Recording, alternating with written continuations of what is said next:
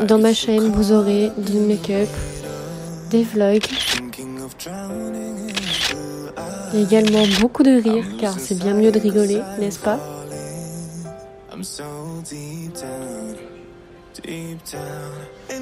De la mode, voici une petite sélection des tenues que j'adore. Et si ma chaîne te plaît, n'hésite pas à t'abonner. Gros bisous.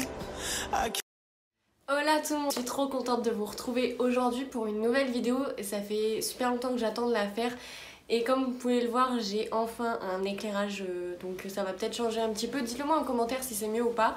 J'ai quand même 6 histoires qui sont la plupart assez longues. Donc prévoyez d'avoir une petite boisson auprès de vous, un truc pour vous caler parce que ça va être relativement long. J'ai essayé de faire un pseudo décor, mais je pourrais pas faire mieux dans cet appartement, donc j'attendrai de déménager pour faire un meilleur décor, mais pour l'instant ça sera comme ça. Si je regarde en bas, c'est juste que j'ai tout marqué sur des fiches, hein, parce que j'ai pas pu faire autrement. Donc si je regarde en bas, c'est juste que je suis en train de lire. On va commencer donc avec la première histoire. Qui est de Margot. Elle m'a raconté 2 histoires, donc c'est parti pour la première. J'ai un petit frère qui est mort, donc toutes mes condoléances déjà pour commencer. Et un jour, quand on était en vacances dans notre maison de famille, mes parents l'ont entendu. Avec mon grand frère, on dormait dans la chambre à côté, et mes parents croyaient que c'était moi qui les avais appelés. Mais je dormais. Pour preuve, avec mon frère, on ronflait. Et ma mère a entendu « Maman » sur un ton chuchoté. Mon père n'a jamais cru aux fantômes, mais cette nuit-là, il a été forcé d'y croire. Et notre chienne, qui est très calme d'habitude, courait dans toute la maison et était affolée. Mes parents m'ont dit qu'elle s'était presque cachée dans leur chambre. Et quelques années plus tard, mon père était chez mes voisins. C'était le soir. Moi, j'étais chez moi avec mon frère, devant la télé, et mon père arrive tout bizarre et demande « C'est toi qui m'as appelé ?» Je lui ai dit que non, et là je le vois inquiet. Et du coup, il m'explique: quand il était chez mon voisin, il a entendu la même chose que pendant nos vacances, mais cette fois, il a entendu « papa ».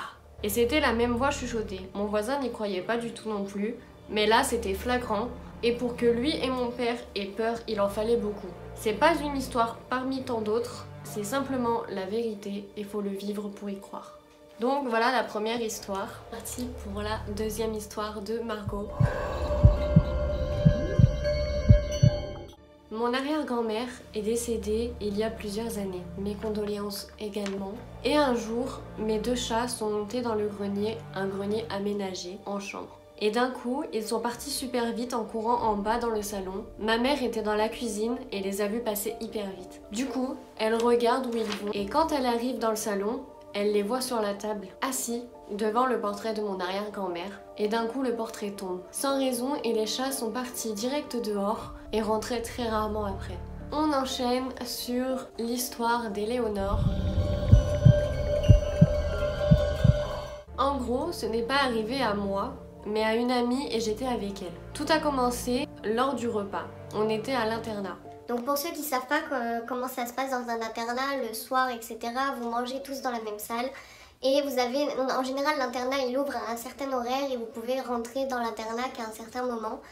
Et voilà, et vous avez une partie internat côté filles, garçons, enfin ça dépend, mais moi c'était comme ça quand j'étais à l'internat. Je vous explique ça au début, avant l'histoire, pour réussir à mieux vous imaginer comment ça se passe. Une fille, Laura, dit à Julie et à Léa pourquoi elle a beaucoup de magnétisme. Elle demande donc à Léa son collier pour lui montrer et insiste. Léa a donc cédé et lui a passé son collier. Laura a pris le collier et le tenait dans sa main et posait des questions, et suivant comment le collier bouge, ça donne les réponses. Oui, non ou je ne sais pas. Une fois le repas fini, Léa reprend son collier et reste dehors. Avec Julie, en attendant que l'internat ouvre, une fois ouvert, on monte dans nos chambres. Laura n'était pas là avec nous. Mais dès que Julie et Léa rentrent dans leur chambre, elles vont dans la salle de bain et là elles aperçoivent une ombre dans le miroir. Elles voient aussi que le lisseur qu'elles avaient débranché le matin même était branché. Prise de panique, elles courent me voir dans les escaliers. Je vais avec elles dans leur salle de bain et derrière la porte il y avait une serviette de douche, et en regardant le miroir, j'ai vu la serviette bouger.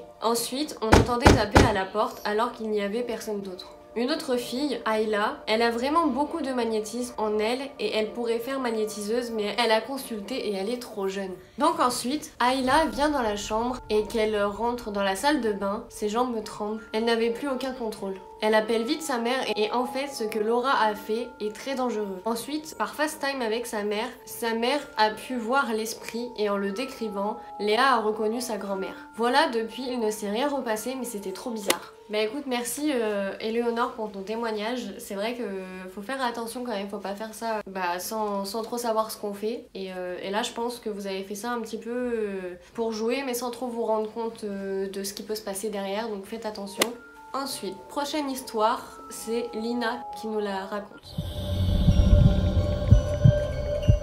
Une histoire qui m'est arrivée à moi. C'était il y a 2 ans, j'étais chez moi et je devais aller à la fac le matin à 8 h comme d'habitude. Sauf que ce matin-là, mon réveil ne sonne pas. Cependant, je me réveille quand même, pile poil pour être à l'heure. Juste le temps de réaliser, je me rends compte que je me suis pas réveillée naturellement, mais que c'était un bruit assez fort qui m'avait sorti du sommeil. En regardant mon bureau, je vois ma tasse de thé de la veille bouger dans tous les sens et par conséquent, tapant sur le bureau, c'était cela qui m'avait réveillée. Ce n'est pas un rêve, puisque ça a duré plutôt longtemps, et que j'étais donc bien sortie de mon sommeil. J'aimerais ajouter qu'il est arrivé pareil à mon père avec une boîte d'allumettes, qui elle aussi était secouée. Elle l'avait réveillé le matin d'une réunion importante, et grâce à cela, il a pu être à l'heure. Il y a une légende dans ma famille qui dit que notre arrière-grand-mère veille depuis sa mort.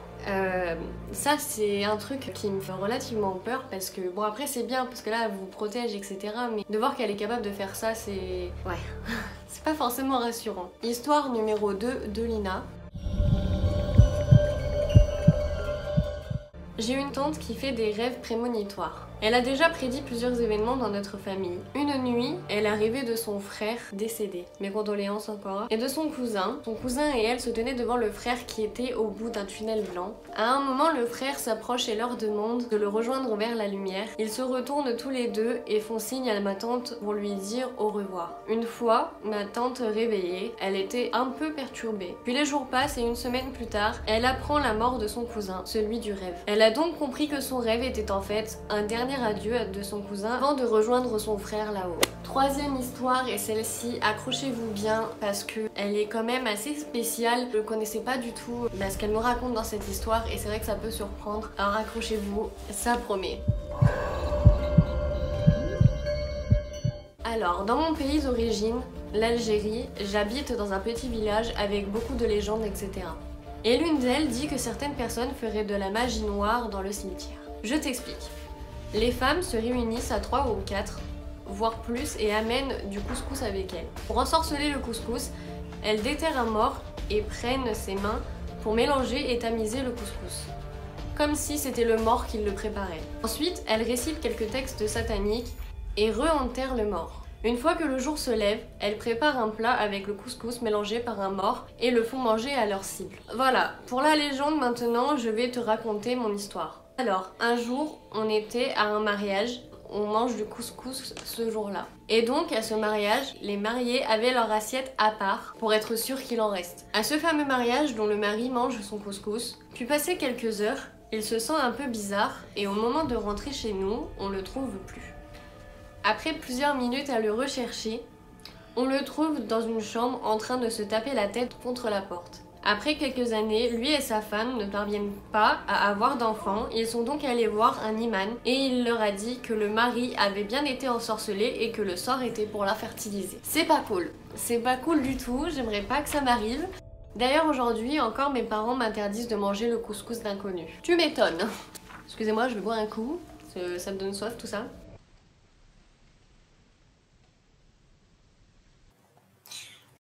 Il y a une autre légende aussi dans mon village, qui est que les sorcières jettent un sort aux jeunes et mettent un cadenas sur une photo, puis l'enterrent dans un cimetière. Et ce sort est fait pour qu'ils ne trouvent jamais l'amour et ne se marient jamais. Alors de façon récurrente dans mon village, on va dans les cimetières pour essayer de trouver des anciens trous rebouchés où il pourrait y avoir des photos de personnes, puis on passe des annonces au village pour que les parents lèvent le sort sur leurs enfants. Voilà, donc la dernière histoire, là, elle vient de se terminer. Et par rapport aux 2 dernières histoires que je viens de raconter, j'ai quand même eu quelques interrogations, donc je lui ai posé des questions. Elle m'a répondu. Et mes questions étaient donc... J'avais demandé par rapport au sort, la sorcellerie qu'elles font sur le couscous, parce que voilà, j'imagine que voilà, j'y crois, nanana. Donc j'ai quand même posé des questions. Je lui ai dit, est-ce que sur le couscous, le sort qui est lancé, on peut toujours l'enlever, ou c'est, comme on dirait, irrévocable et qu'on peut pas l'enlever, on peut pas, voilà, on peut rien y faire. Elle m'a dit que si, c'est possible. Et pour les sorcières qui jettent un sort et mettent une photo avec un cadenas et qui les enterrent, ça aussi c'est plus là où ça m'a le plus intriguée en fait, on va dire, parce que je me suis dit mais c'est une catastrophe, on peut pas... En gros, les femmes là, elles vont sortir un sort et elles vont te dire vas-y toi tu trouves pas de mari, rien, t'auras pas d'enfant, vas-y c'est bon, terminé. C'est horrible, juste c'est horrible. Déjà moi je pourrais pas. Et du coup j'ai voulu savoir si c'était possible aussi là sur ça de lever le sort. Et est-ce que ils ont déjà réussi à trouver du coup des photos comme preuve comme quoi il y a vraiment des trucs bizarres qui se passent. Et elle m'a dit que oui, elle en a déjà trouvé. Et du coup ils passent l'annonce dans le village. Et lorsque l'annonce est lancée, et bah les parents de cet enfant là, parce que c'est fait sur les enfants, lèvent le sort. En fait c'est les parents qui doivent lever le sort sur ça. Donc est-ce que c'est glauque? Ouais. Vraiment, la dernière histoire elle est vraiment voilà, bizarre. Et je sais pas vous, mais personnellement je mangerai plus de couscous d'inconnu. Déjà que je suis pas trop couscous de base, mais là encore pire quoi. À savoir ça après je le ferai plus. Hein. Donc pour faire un petit point quand même là-dessus, moi je suis quand même quelqu'un qui croit par contre, parce que c'est pas parce que c'est quelque chose qu'on n'explique pas que ça n'existe pas. Tout simplement, moi je le vois comme ça. J'ai pas eu forcément, moi, comment expliquer, j'ai pas vécu des choses, on va dire, paranormales, mais beaucoup de monde autour de moi en ont vécu. Et en fait, ça me force un petit peu à me dire que oui, c'est peut-être possible, c'est juste qu'on n'explique pas comment ça se passe. Après, il y a des choses où voilà, faut faire attention, faut pas faire des choses sans savoir.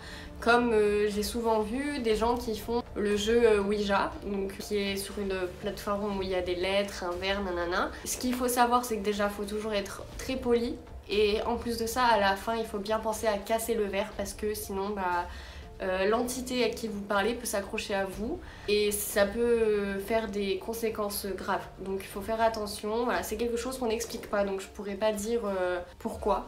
Mais voilà, faut faire attention, c'est quand même quelque chose qu'on ne contrôle pas en fait, tout simplement. Et donc cette vidéo est terminée. Si elle vous a plu, n'hésitez pas à me mettre un petit commentaire, un like pour m'encourager. Et si vous en voulez une deuxième, je vous en tondrai une deuxième si ça vous a plu. J'espère que la vidéo vous aura vraiment changé un petit peu de mes habitudes parce que là je me suis donné à fond, ça faisait tellement longtemps que je voulais la tourner. Donc voilà, je vous laisse, je vous fais de gros bisous et à la prochaine.